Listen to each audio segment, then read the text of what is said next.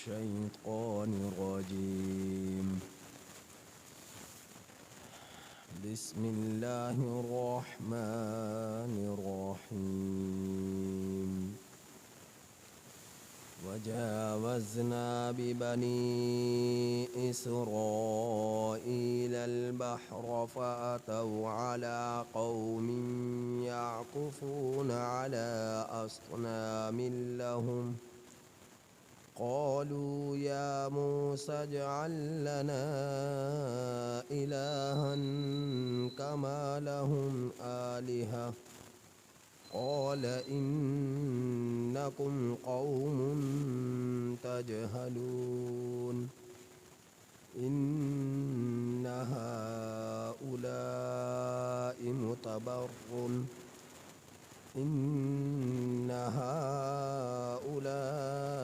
متبر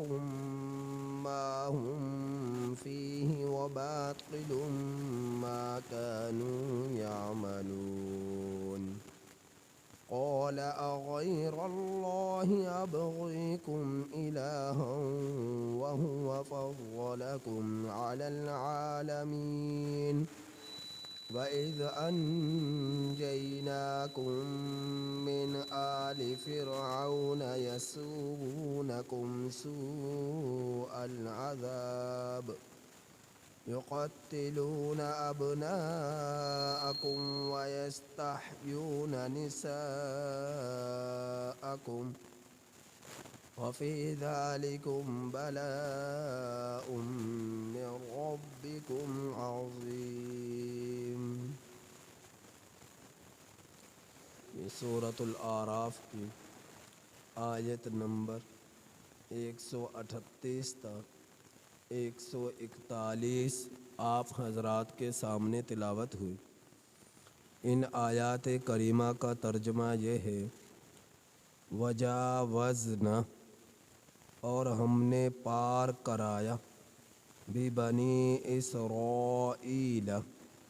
بنی اسرائیل کو البحر دریا فاتوا سو وہ لوگ آئے علی قوم ایسی قوم پر یعکفون علی اصنام لہم جو جھکی ہوئی تھی اپنے بتوں پر. قالوا ان لوگوں نے کہا یا موسیٰ اجعل لنا اے موسیٰ بنا دیجئے ہمارے لیے الہًا کوئی الہ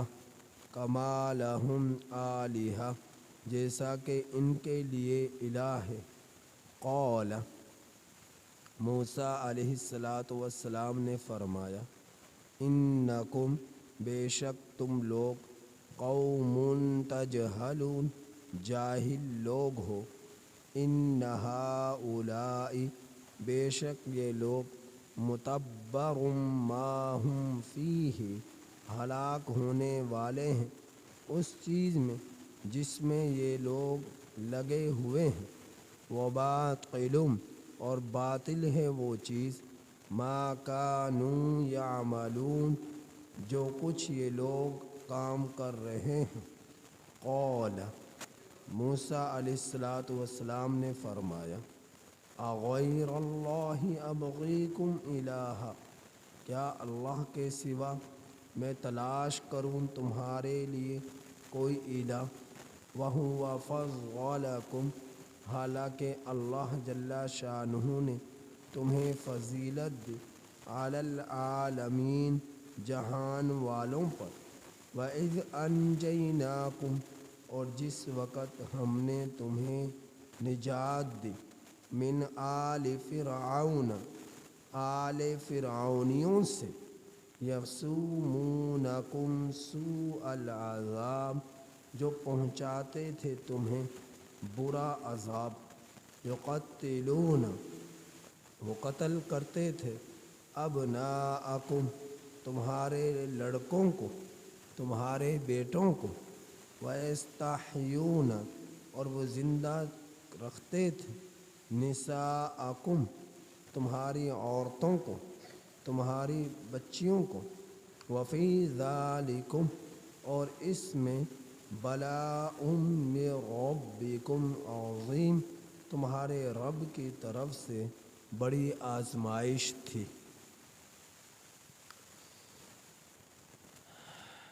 آپ حضرات نے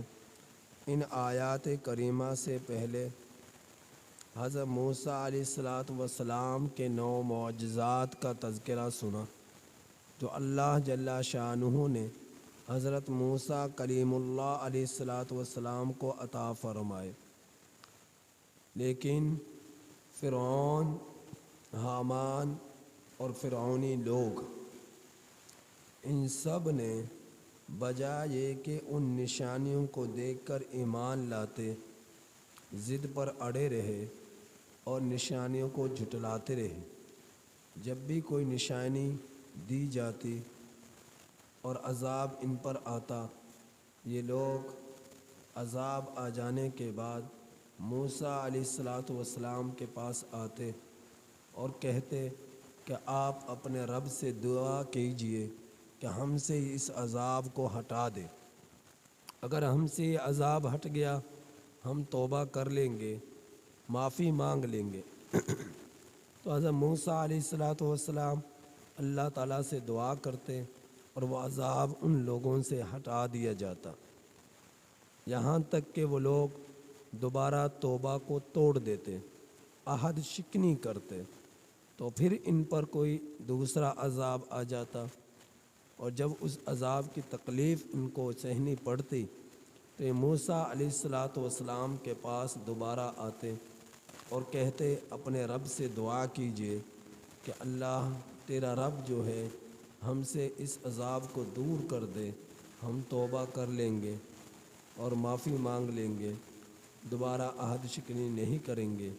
تو حضرت موسیٰ علیہ السلام دعا کرتے اور اللہ جل شانہ اس عذاب کو دور کر دیتے، یہاں تک کہ پھر اس کیے ہوئے عہد کو توڑ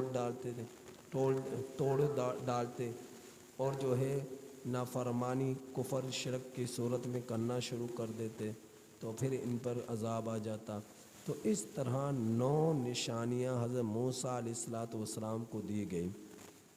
تو حضرت موسیٰ علیہ السلام کو حکم ہوا کہ یہ قوم بہت ضدی ہے، یہ بات نہ ماننے والی ہے، آپ ایسا کیجئے بنی اسرائیل کو لے کر آپ جو ہے شام، فلسطین، کنعان کے علاقوں میں چلے جائیے۔ تو چونکہ ان کا یہ آبائی علاقے تھے اور کثرت سے ان علاقوں میں انبیاء اکرام علیہم السلام تشریف لاتے رہے تھے، تو حضرت موسیٰ علیہ السلام راتوں رات بنی اسرائیل کو لے کر وہاں سے نکلے ہیں۔ فرعون کو پتہ چل گیا، اس نے حامان سے کہا، فوج سے کہا، اپنے لوگوں سے کہا، ان سب نے ان کا تعاقب کیا، یہاں تک کہ بحر قلزم کے پاس جب موسیٰ علیہ السلام بنی اسرائیل کو لے کر پہنچے ہیں تو پانی تھا، تو اللہ رب العزت کے حکم سے لاٹھی سمندر پر ماری گئی، تو اللہ جل شانہ نے 12 راستے بنا دیے اور موسیٰ علیہ السلام بنی اسرائیل کو لے کر اس سمندر کو پار کر گئے۔ اور جب فرعون، حامان اور ان کے لوگ بحر قلزم پر پہنچے ہیں اور انہوں نے بھی اپنے گھوڑوں کو ان راستوں پر ڈال دیا، اپنی افواج کو ان راستوں پر ڈال دیا، تو اللہ کے حکم سے پانی دوبارہ اپنی پہلی شکل اختیار کر گیا اور رواں دواں ہو گیا، اور وہ خشکی کے راستے دوبارہ پانی بن گئے، تو یہ سب کے سب لوگ ہلاک ہو گئے، غرق ہو گئے، تباہ ہو گئے۔ تو آگے جس وادی میں پہنچے ہیں اس وادی کو وادی تی کہا جاتا ہے، اور آج کل کے جغرافیہ کے اعتبار سے اس وادی کو وادی سینا بھی کہا جاتا ہے۔ اس وادی کی لمبائی 36,000 فٹ لمبائی ہے اور اس وادی کی چوڑائی 24,000 فٹ چوڑائی ہے، اور اس کی سطح سمندر سے بلندی 5,000 فٹ ہے۔ اس وادی کے ساتھ ایک وادی اور تھی جس کو کنیسین کہا جاتا ہے، وہ سطح سمندر سے بانسبت وادی تی کے ذرا کم بلندی پر ہے۔ تو یہ وادی تی میں جا کر پہنچے ہیں،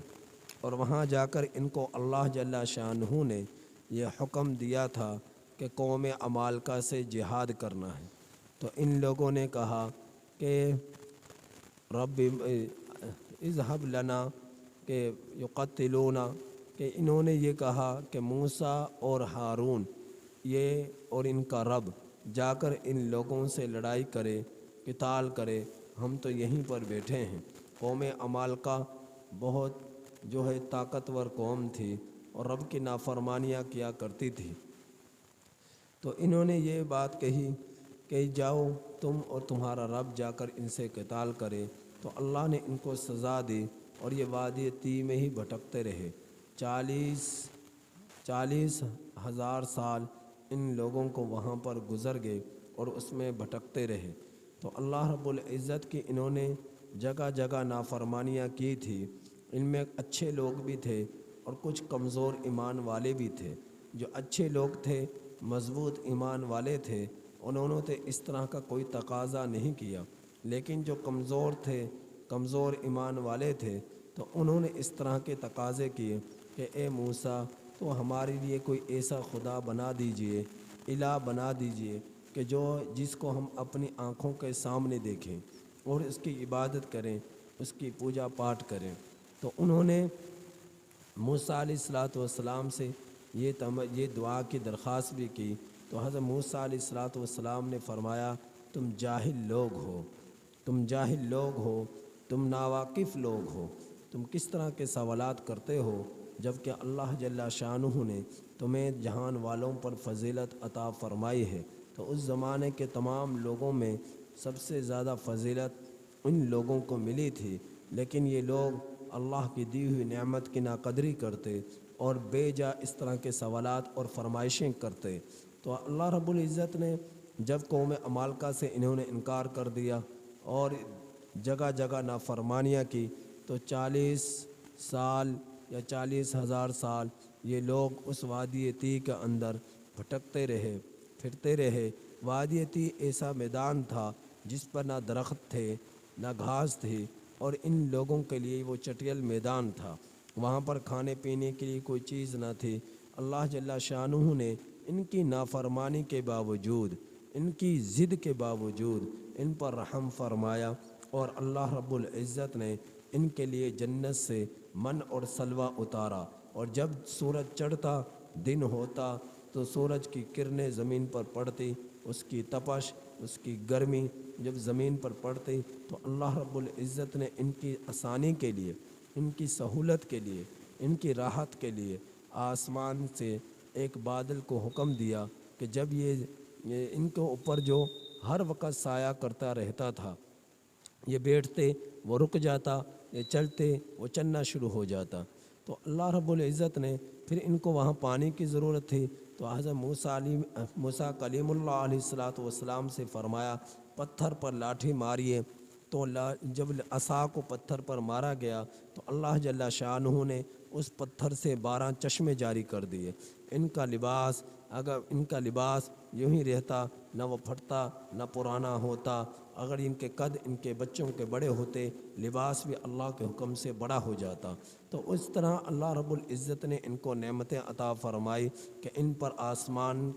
سے بادل سایہ کر رہا ہے، اور پانی کے چشمے ان کے لیے جاری فرمائے ہیں، اور جنت کے کھانے من اور سلوہ کی صورت میں ان پر اتارے ہیں۔ تو کتنی نعمتیں ان کی ناشکری اور نافرمانی کے باوجود، ہر دھرمی کے باوجود اللہ رب العزت ان نعمتوں کو ان کو دیتے رہے۔ بہرحال موسیٰ علیہ السلام جب سمندر پار کر کر آئے تو وہاں پر ایک قوم کو دیکھا جو کنانی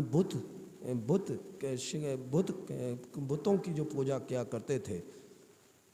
بتوں کی پوجا پاٹ کیا کرتے تھے، کنانی بت فروش وہ لوگ تھے۔ تو دیکھا ان لوگوں کو، فَأَتَوْا عَلَىٰ قَوْمٍ، جب ان لوگوں کے پاس آئے، يَعْكُفُونَ کہ یہ لوگ جھکے ہوئے ہیں، عَلَىٰ أَصْنَامٍ لَهُمْ اپنے بتوں پر، یعنی بتوں کی پوجا پاٹ کیا کرتے تھے असनाम सनम की जमा है, सनम बुत को कहते हैं। तो सनम बुत जो होता है, तो हमारे जहनों में एक बात होती है कि पत्थर जो है ये बुत का नाम है, सनम कहते हैं पत्थर को। जो पत्थर हो या लकड़ी हो या कोई मिट्टी हो, जिस चीज़ का भी बुत बना हो, यकीन वो पीछे वो सिर्फ उस पत्थर की पूजा पाठ नहीं करते, बल्कि उसके पीछे कोई ना कोई ऐसी शख्सियत होती है जिसका वो बुत बनाया करते हैं और फिर उसकी पूजा पाठ किया करते हैं। और सिर्फ महज जो है पत्थर ही की पूजा पाठ वो ना किया करते थे, पत्थर को तराश कर अपने बुज़ुर्गों में से किसी की शक्ल बनाते और फिर उसकी पूजा पाठ किया करते थे। या लकड़ी एक मन के लिए और उसे तराश कर तेजी से तराश कर उसे 1 किलो का कर देते। जब उसमें कोई शक्ल बन जाती फिर उसकी पूजा पाठ किया करते थे। तो महज ऐसा नहीं होता कि पत्थर को उठाया और उसकी पूजा पाठ कर दी जाए, ऐसा नहीं था, बल्कि उसके पीछे उसका एक माजी होता, बुज़ुर्गों की अज़मत होती या कोई अल्लाह का वली होता, उसकी शक्ल बनाकर उसकी पूजा पाठ कर दिया करते। यहाँ तक कि कोई दरख्त है, वहाँ पर कोई अल्लाह वाला बैठा तो उस दरख्त की पूजा पाठ कर दी गई। दरिया है, किसी अल्लाह वाले ने उस दरिया से पानी पिया तो उस दरिया की पूजा पाठ करना शुरू कर दी। जब हज़रत नबी करीम सल्लल्लाहु अलैहि वसल्लम ने सुलह हुदैबिया फरमाई तो और सुलह हुदैबिया का पस मंज़र यही था कि हज़रत उस्मान रज़ी अल्लाह तआला अन्हु को जब उम्रा के नियत से 1500 सहाबा इकराम रज़ी अल्लाह तआला अलैहिम अजमाइन मक्कातुल मुकर्रमा की तरफ रवाना हुए हैं और हुदैबिया मकाम पर पड़ाव डाला है, तो हज़रत उस्मान रज़ी अल्लाह तआला अन्हु को भेजा कि मक्का वालों से जाकर कहें कि हम उम्रे के नियत से आए हैं, लड़ाई या झगड़ा क़िताल करने के लिए नहीं आए। तो उन लोगों ने हज़रत उस्मान रज़ी अल्लाह तआला अन्हु को जो है गिरफ़्तार कर लिया और लोगों में ये मशहूर हो गया कि हज़रत उस्मान रज़ी अल्लाह तआला अन्हु को शहीद कर दिया गया। तो हज़रत मूसा अलैहिस्सलाम जो है उस्मान रज़ी अल्लाह तआला अन्हु गिरफ़्तार हो गए और इधर सहाबा में मशहूर हो गया कि आपको शहीद कर दिया गया। तो नबी करीम सल्लल्लाहु अलैहि वसल्लम ने 1500 सहाबा इकराम रज़ी अल्लाह तआला अलैहिम अजमाइन से बैत की, जिसे बैत रिज़वान भी कहा जाता है, जिसका तज़किरा मेरे रब ने सूरतुल फतह में फरमाया, लक़द रज़ियल्लाहु अनिल मुमिनीना इज़ युबायिऊनका तहता शजरा, कि अल्लाह रब्बुल इज़्ज़त राज़ी हो गए उन लोगों से जो दरख्त के नीचे जो है बैत करने वाले थे। तो अल्लाह रब्बुल इज़्ज़त ने उनके लिए हक़ में रज़ात का ऐलान फरमाया। तो हज़रत नबी करीम सल्लल्लाहु अलैहि वसल्लम ने इस जगह पर बैत जो की थी, फिर जब हज़रत लोग जो है इस दरख्त की जो है ताज़ीम किया करते, बाब मुतबर्रिक समझ कर कि ये वो जगह है जहाँ पर नबी करीम सल्लल्लाहु अलैहि वसल्लम ने 1500 सहाबा इकराम रज़ी अल्लाह तआला अलैहिम अजमाइन से बैत फरमाई थी, लोग जो है उसका एहतराम किया करते थे। जब हज़रत उमर बिन ख़त्ताब रज़ी अल्लाह तआला अन्हु का ज़माना आया तो आपको इस बात का इल्म हुआ, तो हज़रत उमर बिन ख़त्ताब रज़ी अल्लाह तआला अन्हु ने फ़ौज को भेजा कि जाकर उस दरख्त को जड़ से उखेड़ दिए जाए। हज़रत उमर बिन ख़त्ताब रज़ी अल्लाह तआला अन्हु को मेरे रब ने बहुत ही वसी बसीरत अता फ़रमाई थी। वो जानते थे कि आज तो अभी सिर्फ इसका एहतराम किया जा रहा है, लोग बरकत के तौर पर इस जगह पर बैठते हैं, लेकिन एक ज़माना आएगा कि लोग इसी की पूजा पाठ करना शुरू कर देंगे। तो जो बुत बने होते हैं, चाहे वो सोने का हो, चाहे वो चांदी को हो, चाहे वो पीतल का हो, चाहे वो लकड़ी का हो, चाहे वो तांबे का हो, जिस चीज़ चाहे वो मिट्टी का हो, जिस चीज़ का भी बुत बना होता है, वो बुत जो है, वो पत्थर जो है, वो लकड़ी जो है, वो सोना जो है, वो चांदी जो है, वो तांबा जो है, वो मिट्टी जो है, वो किसी न किसी बुज़ुर्ग या किसी अल्लाह के वली की शक्ल में होता है, जिसको वो बनाते हैं और बनाकर उसकी पूजा पाठ शुरू कर देते हैं। बुत फरोश जो है, जिस तरह के आप किसी की तस्वीर उतार कर जेब में रख लेते हैं और फिर उसको एहतराम की नज़र से देखते हैं, तो आने वाली नस्लें जो है उस तस्वीर की पूजा पाठ करना शुरू कर दें। तो इसी तरह अल्लाह वाले नेक लोगों की तस्वीर बना ली जाती थी और फिर आने वाले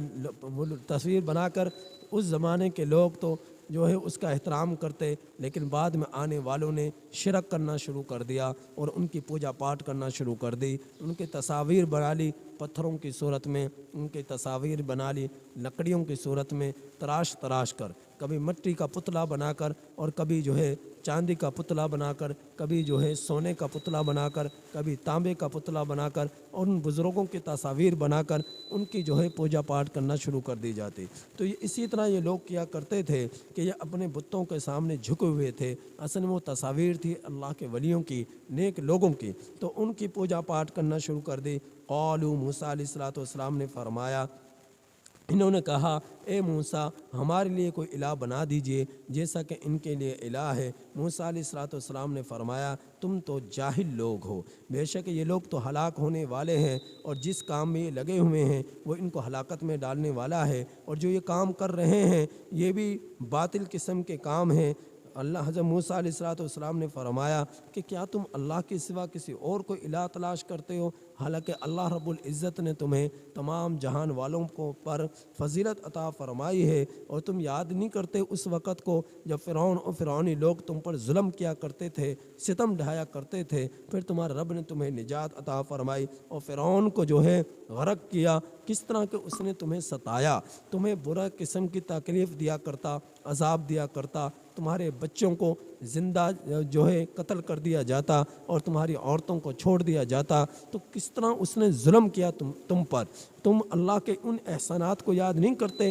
جب فرعون اور فرعونیوں کے اس ظلم سے تمہیں نجات عطا فرمائی، اور پورے کے پورے فوج فرعون اور فرعون کی کابینہ کے ارکان حامان اور فرعون، ان سب کو اللہ جل شانہ نے ہلاک کیا اور غرق کیا سمندر میں۔ اس زمانے کو تم یاد نہیں کرتے ہو۔ وَفِي ذَلِكُمْ بَلَاءٌ مِّن رَبِّكُمْ عَظِيمٌ، حالانکہ تمہارے لیے تمہارے رب کی طرف سے بہت بڑی آزمائش تھی، جن پریشانیوں میں اور عذابات میں فرعون تمہیں مبتلا کیا کرتا تھا، اور تم اس طرح کے سوالات کرتے ہو کہ اللہ کے سوا کسی اور کو خدا بنانا چاہتے ہو، کسی اور کو الہ بنانا چاہتے ہو، تو ایسا تمہارا کرنا یہ حماقت ہے، اور یہ جاہل قسم کے لوگ اس طرح کی بات کرتے ہیں، جن میں عقل سلیم ہوتی ہے وہ اس طرح کی بات نہیں کیا کرتا۔ حضرت موسیٰ علیہ السلام نے انہیں تنبیہ فرمائی، انہیں ڈانٹا اور انہیں سمجھایا۔ تو ان آیات کریمہ میں یہ جو آپ حضرات کے سامنے بات کی گئی ہے، تفصیل بیان کی گئی ہے، اسی کا یہ خلاصہ ہے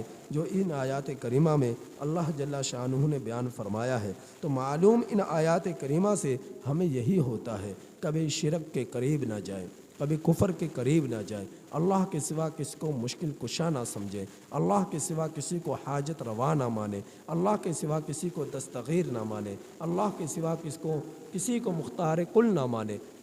دسترس نہ مانے اور دستغیر نہ مانے۔ اگر کوئی مختار کل ہے تو وہ اللہ کی ذات ہے، اگر کوئی مشکل کشا ہے تو وہ اللہ کی ذات ہے، اگر کوئی حاجت روا ہے تو وہ اللہ کی ذات ہے، اگر کوئی جو ہے عبادت کے لائق ہے تو وہ اللہ کی ذات ہے۔